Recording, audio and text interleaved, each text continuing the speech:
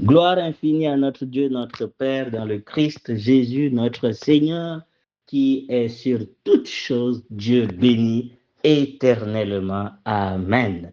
Quel privilège immense il nous accorde de poursuivre notre étude biblique. Nous sommes dans Matthieu, le chapitre 4, et nous allons encore découvrir des gloires extraordinaires de Jésus-Christ. Puisse le Seigneur nous bénir au travers de cette méditation. Tendre Père, nous sommes à ton écoute. Fais du bien à nos âmes. Transforme-nous par la puissance de ta parole. Communique-nous ta pensée pour que nous servions à la louange de la gloire de ta grâce. Au nom de Jésus. Amen. Alors Jésus fut emmené dans le désert par l'Esprit, pour être tenté par le diable. Ayant jeûné 40 jours et 40 nuits, après cela il eut faim. Et le tentateur s'approcha de lui et dit, si tu es fils de Dieu, dis que ces pierres deviennent des pains. Mais lui, répondant, dit, il est écrit, l'homme ne vivra pas de pain seulement, mais de toute parole qui sort de la bouche de Dieu. Alors le diable le transporta dans la ville sainte et le plaça sur le fait du temple et lui dit, si tu es fils de Dieu, jette-toi en bas, car il est écrit, il donnera des ordres à ses anges à ton sujet et ils te porteront sur leurs mains de peur que tu ne heurtes ton pied contre une pierre. Jésus lui dit, il est encore écrit, tu ne tenteras pas le Seigneur ton Dieu. Le diable le transporta encore sur une forte haute montagne et lui montre tous les royaumes du monde et leur gloire, et il lui dit, je te donnerai toutes ces choses si te prosternant, tu me rends hommage. Alors Jésus lui dit, va-t'en Satan, car il est écrit, tu rendras hommage au Seigneur ton Dieu et tu le serviras lui seul. Alors le diable le laissa et voici les anges s'approchaient et le servirent. On s'arrête là d'abord. Gloire à Jésus. Gloire infinie à Jésus. Première chose extraordinaire que nous notons, c'est que c'est Dieu qui l'envoie dans le désert pour qu'il soit tenté. Et c'est quand même étonnant, c'est choquant. Voilà, Dieu le soumet au fait, Dieu le permet en réalité, puisque c'est lui qui le transporte dans le désert, dans ce but qu'il soit tenté.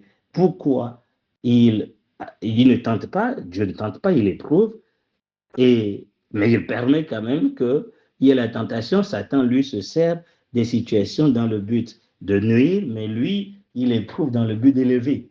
Et quand on comprend que la main de Dieu est derrière toutes choses, au fait, on comprend que l'objectif, c'est au final de nous bénir. Et même si Satan est à l'œuvre avec de mauvaises intentions, au final, celui qui cerne que Satan n'est qu'un instrument de la main de Dieu, et qui ne peut en réalité rien contre les enfants de Dieu, il réalisera que Dieu a sa main derrière et il a un but. Il veut nous élever, il veut nous amener dans une gloire extraordinaire. Et c'est ce qui va se passer. Jésus est passé par là et ça s'est terminé par le fait que les anges sont venus l'adorer. Mais comment cela s'est-il passé et qu'est-ce qu'on en tire comme instruction? La première chose, c'est que cela s'est passé après qu'il ait jeûné et prié pendant 40 ans, 40 jours plutôt. Voilà, et il a eu faim. Mais ce que je voulais soulever, c'est que c'est quand il sort de la prière, il sort de la présence de ces moments de prière, que Satan vient, réalisant qu'il a un besoin de faim pour le tenter. Et ensuite, il lui propose des choses dans le but, en réalité, de l'amener à pécher contre Dieu. Et on voit que plus tard, l'objectif de Satan, c'est en réalité, depuis le début, c'est de chercher à être adoré. C'est de chercher à ce que, au fait, il soit lui adoré et donc écouté et voilà, qu'on accomplisse ce que lui désire. Et c'est la position orgueilleuse. Il veut prendre la place de Dieu. Ça a été toujours son désir. Et c'est ce qu'il va même vouloir susciter. Au fait, dans sa tentation, il va vouloir susciter dans le cœur de Jésus des sentiments d'orgueil, des sentiments d'élévation.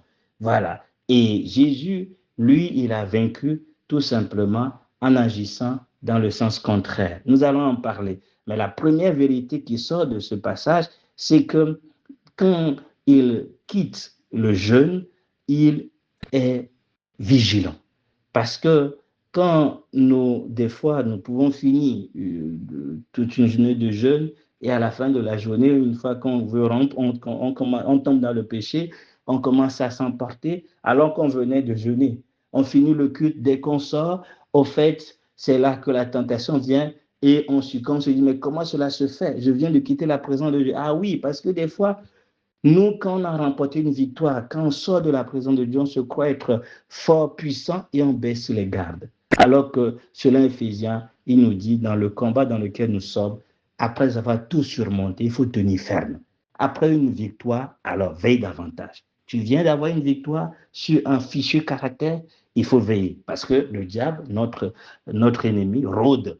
Il cherche par tous les moyens pour t'attraper ailleurs. Donc, après avoir remporté une victoire, il faut être très vigilant. Satan cherche tous les moyens dans le but de nous amener à pécher contre Dieu. Et donc, nous devons toujours tenir ferme. Et Jésus-Christ tient ferme et il a vaincu dès ce début de son ministère. Il a vaincu, voilà, donc Satan et les ruses de Satan. Je disais tout à l'heure que les tentations de Satan, au fait, reflètent ce que lui-même il est, quelqu'un qui se révolte contre Dieu, quelqu'un qui veut être adoré, quelqu'un qui en réalité a des sentiments d'orgueil, des sentiments d'élévation. Et c'est d'ailleurs ce qui a fait qu'il est donc déchu de sa position. Et ici, il cherche à susciter dans le cœur de l'homme les mêmes sentiments pour, au fait, nous élever contre Dieu. C'est ce qui s'est passé dans la tour de Babel, lors de la tour de Babel, et c'est ce qui se passe encore même dans le jardin d'Éden. Je suis parti trop loin en parlant de la tour de Babel. Toutes les tentations visent à produire dans le cœur de l'homme un sentiment d'orgueil. Et quand on est déjà saisi par l'orgueil, au fait, c'est facile pour l'ennemi. Et ici, pourquoi j'en parle? Parce que notez bien que les réponses de Jésus sont des réponses qui, au fait, témoignent d'une humilité. On lui dit, si tu es fils de Dieu, dis à ces pierres de devenir un pain. Si tu es fils de Dieu, jette-toi en bas. Et si tu es fils de Dieu, est dit même à la croix. Si tu es fils de Dieu, descends. Déjà, on le place sur une position élevée de fils de Dieu. Nous savons que Dieu a dit clairement dans le chapitre 3, depuis le ciel, la voix s'est fait entendre que celui-ci est mon fils bien-aimé. Et Jésus sait qu'il est fils de Dieu. Et quand il répond, sa réponse n'est pas dans le sens de fils de Dieu, mais plutôt en tant qu'un homme. Il dit, l'homme ne vivra pas de pain seulement. Ensuite, tu ne tenteras pas le Seigneur ton Dieu. Et à la fin, tu rendras hommage seulement au Seigneur ton Dieu. Tu adores seulement le Seigneur ton Dieu. Il s'est dépouillé de sa position, voilà, donc de Dieu, d'égal à Dieu, de fils de Dieu, pour revêtir l'humanité. Et en tant qu'un homme, il se place à cette position. Quand Satan veut l'élever pour non, mais tu es fils de Dieu, fais ceci. Il dit, mais non, l'homme doit dépendre de Dieu. L'homme doit adorer son Seigneur. L'homme ne doit pas tenter, en réalité, celui qui est son Dieu. Et c'est là le secret de la victoire du Fils. La disposition d'humble, l'humble serviteur, l'humble Christ Jésus qui s'est humilié, qui s'est abaissé. Il s'est dépouillé de tout honneur pour revêtir l'humble, notre humanité, pour revêtir, pour se faire égal à l'homme, dans le but, évidemment, de servir, d'être obéissant. Il connaissait, il sait qu'il est fils de Dieu, il sait qu'il a toute la puissance, tout ça, mais il a choisi d'être à la position la plus humble. Et c'est ce qui est merveilleux, c'est ce qui fait sa gloire. Et c'est ce qui fait aussi la source de sa victoire. Et les versets qu'il cite sont des versets liés à quelqu'un qui est humble. Un humble dépend de la parole de Dieu. Sa vie est liée à ce que Dieu lui dit. Voilà. Donc, c'est ce qui conditionne sa vie. C'est l'obéissance. C'est la soumission. Un homme humble ne tente pas Dieu. Un homme tel qu'il se présente rend hommage à Dieu, il le sert lui seul, il adore lui seul, il reconnaît qu'il est son Seigneur. C'est l'humilité qui précède toujours la gloire, comme on le dit, C'est l'humilité qui nous donnera aussi au fait de contrer les tentations de Satan, parce que toutes les tentations de Satan ont pour l'objectif de produire dans le cœur de l'homme de l'orgueil, une fierté, une satisfaction. Voilà. Non, Dieu vous empêche de prendre ce fruit parce qu'il sait que vous serez comme Dieu. Mais il suffit de manger, vous allez être comme lui. Et l'homme, touché par ce désir d'élévation, de gloire, tombe dans le piège. Même chose dans le jardin, comme j'ai dit, la tour de Babel. Et encore aujourd'hui, c'est la même chose. Voilà, que Satan propose aux gens, les gloires, des élévations. Et c'est ce qu'il a dit à Jésus, des gloires, des élévations, tout ça. Mais Jésus dit, j'ai choisi tout simplement de me placer à la position d'un homme, J'ai revêtu l'humanité et en tant qu'un homme, je dépends de ce que Dieu me dit. En tant qu'un homme, je ne vais pas tenter mon Dieu et je lui rends hommage à lui seul. Je ne cherche pas une gloire, une élévation. C'est Dieu seul qui mérite d'être élevé. Et c'est ce qui a fait la victoire de Jésus. Il connaissait les Écritures, certes, mais moi, ce qui m'a émerveillé quand je méditais encore là-dessus, c'est ce caractère de celui qui s'est dépouillé et qui, au fait, a renoncé à toute forme d'élévation, à toute forme de gloire. Il va me le dire dans tout son passage, parce qu'ici, on ne nous mentionne pas ça, mais dans lui que je crois, précise que Satan l'a quitté, mais pour d'autres occasions favorables. Et il a trouvé ces occasions favorables dans plusieurs situations, comme même les propres prophètes qui disaient à Jésus, écoute, mais tu fais de grandes choses, il faut quand même te montrer aux gens, va à la fête, tu te montres aux gens. Jésus leur dit, écoutez, mon temps n'est pas encore venu. Voilà. Le temps de gloire, d'élévation, tout ça. Non, j'attends le temps de mon Dieu. C'est parce que des fois, on n'attend pas que Dieu nous élève, on n'attend pas la gloire qui vient de Dieu, qu'on tombe dans le piège de Satan. On veut nous-mêmes s'élever, on est animé par des sentiments d'orgueil, on veut des choses extraordinaires, et Satan sentant cela dans les cœurs, au fait, dès qu'il voit ça, tu tombes déjà dans le piège. L'orgueil est tellement quelque chose d'extrêmement dangereux. C'est parmi les 7 choses que Dieu déteste. Et c'est ce qui caractérise Satan. Et c'est ce qui caractérise ces formes de tentation, l'orgueil de la vie, l'élévation. Et il place tout ce qui peut séduire, tout ce qui peut nourrir le sentiment orgueil. Et même dans l'Église, mais si vous êtes enfant de Dieu, faites ceci. C'est les voies de Satan. Oui, nous le sommes. C'est pas quand, vous savez, c'est merveilleux. Jésus sait qu'il est fils de Dieu. Il n'a pas approuvé quoi que ce soit à qui que ce soit, mais il s'est dépouillé pour servir. Voilà ce que je voulais dire par rapport à ça, que l'humilité soit notre caractère. Veillons à ce qu'il n'y ait pas de sentiments orgueilleux qui nous animent. Sinon, nous sommes dans le danger et Satan va s'en servir. Toute forme d'élévation. Et dans le parcours même, quand on veut élever Jésus, des fois, il s'éclipsait. Les apôtres aussi ont compris. Quand on cherchait à les élever, ils s'éclipsaient, ils refusaient, ils déchiraient leurs vêtements parce qu'ils comprennent évidemment que c'est dangereux de s'élever, ou plutôt de recevoir une gloire quelconque de l'homme. C'est la stratégie de Satan. Et ceux qui sont humbles sont élevés par Dieu. Il dit dans le verset 10, tu serviras Dieu seul, tu le loueras lui seul. C'est lui qui mérite l'adoration. Et qu'est-ce qui se passe au verset 11? Quand Satan le laisse, les anges s'approchaient et le servirent. Quand il donne gloire à Dieu, Dieu lui donne gloire ensuite. C'est merveilleux. Laissons Dieu nous élever. Laissons Dieu nous donner la gloire. Nous savons qu'il nous a donné cette gloire en Jésus-Christ, mais je parle de façon pratique dans plusieurs choses qu'on peut vivre. Ne cherchons pas à nous élever, ne cherchons pas des honneurs, ne cultivons pas dans nos cœurs le désir de grandeur qui, au fait, sera pour nous tout simplement donc un piège et nous allons être facilement saisis par Satan. Toute forme d'orgueil est une porte ouverte à l'ennemi et l'ennemi s'en servira pour nous nuire. Mais il n'a rien pu faire au Fils de Dieu parce que ce Fils de Dieu, depuis le ciel, a dit, me voici, ô Dieu, pour faire ta volonté. Il a dit, je suis au service de Dieu, je ne suis qu'un homme.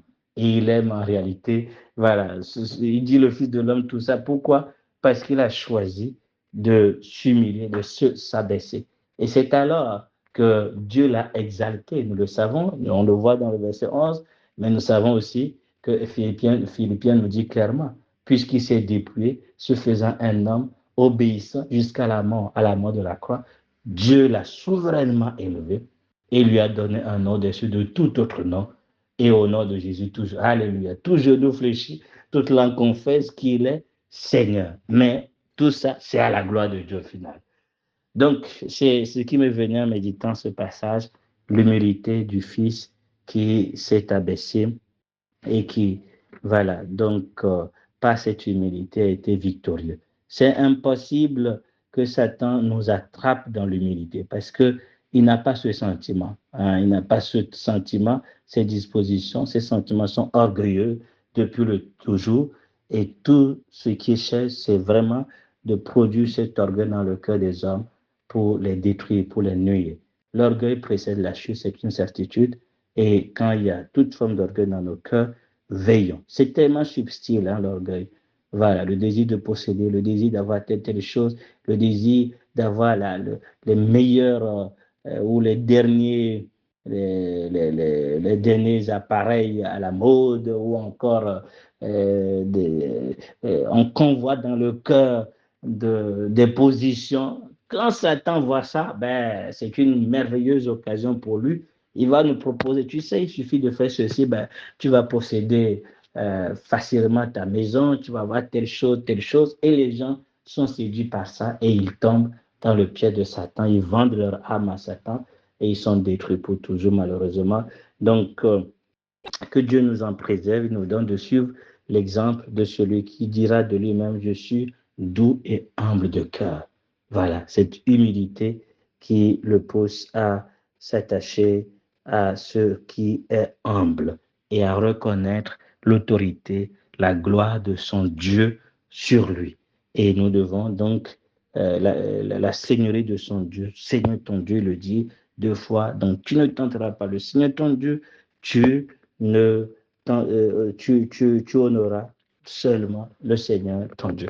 Voilà, que Dieu nous bénisse et nous donne de garder aussi les Écritures. C'est une chose évidente qu'on peut évoquer, voilà, dans le cœur, parce que tout le combat se joue au niveau de la connaissance de la parole de Dieu. Connaissance de ce que Dieu dit de nous et ne pas chercher à, au fait, prouver quoi que ce soit, à qui que ce soit.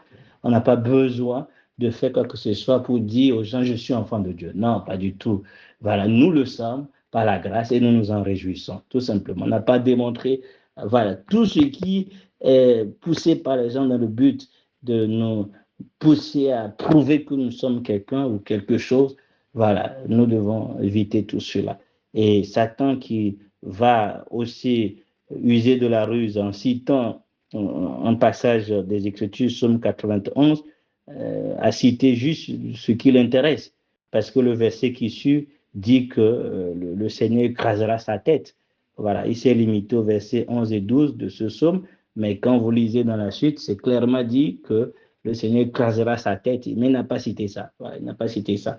Il est malin, mais pas plus que celui qui est la parole incarnée. Donc, quand la parole habite dans nos cœurs, dans toute sa richesse, nous serons aussi victorieux des ruses de Satan, des tentations de Satan.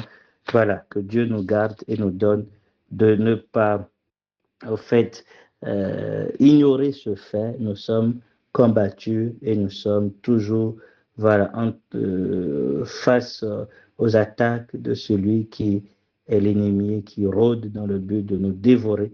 Mais gloire à Dieu, nous sommes plus que vainqueurs, puisque celui qui est en nous est plus fort que celui qui est dans le monde.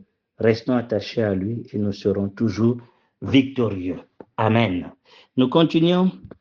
Il dit au verset 12, or, ayant entendu dire que Jean avait été livré, il se retira en Galilée, ayant quitté Nazareth, et il alla demeurer à Capernaum, qui est au bord de la mer, sur le confin de Zabulon et de Nephtali, afin que fût accompli ce qui avait été dit par Isaïe le prophète, disant, terre de Zabulon et terre de Nephtali, chemin de la mer au-delà du Jourdain, Galilée des nations, le peuple assis dans les ténèbres a vu une grande lumière, et sur ceux qui sont dans les régions et dans l'ombre de la mort, la lumière s'est levée. Dès lors, Jésus commença à prêcher et à dire, répentez-vous car le royaume de Dieu s'est approché. Et comme il marchait le long de la mer de Galilée, il vit deux frères, Simon et appelés Pierre et André, son frère, qui jetaient un filet dans la mer, car ils étaient pêcheurs. Et il leur dit, venez après moi, et je vous ferai pêcheurs d'hommes. Et eux, aussitôt ayant laissé leur filet, le suivirent.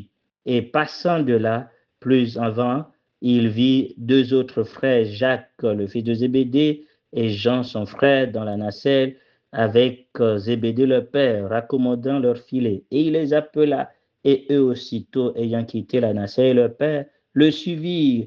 Jésus parcourait toute la Galilée, enseignant dans les synagogues, et prêchant l'évangile du royaume, et guérissant toutes sortes de maladies et toutes sortes de langues parmi le peuple. Et sa renommée se répandit dans toute la Syrie, et on lui amena tous ceux qui se portaient mal, qui étaient affligés de diverses maladies et de divers tourments, et des démoniaques, des lunatiques, des paralytiques, et il les guérit. Et de grandes foules le suivirent de la Galilée, de Décapolis, de Jérusalem et de Judée et par-delà le Jourdain. Gloire à Dieu. Merveilleux Sauveur, nous voyons ici qu'il est donc qualifié de grande lumière qui chasse les ténèbres, qui apporte la vie à ceux qui pendant longtemps ont été sous, au fait, les ténèbres, sous la puissance des ténèbres et assis même dans l'ombre de la mort. Ils sont donc dans la mort. Jésus-Christ, lumière, apparue pour, au fait, nous en sortir avec l'autorité qu'il a reçue de Dieu. Et il appelle simplement la repentance pour jouir de ce règne des cieux, le règne de Dieu que lui-même incarne. C'est lui le royaume qui s'est approché pour apporter la liberté, la lumière. C'est ce que le royaume apporte, la liberté, la lumière, la guérison. Nous voyons cela. Mais aussi, une chose extraordinaire que nous notons, c'est la puissance de son appel.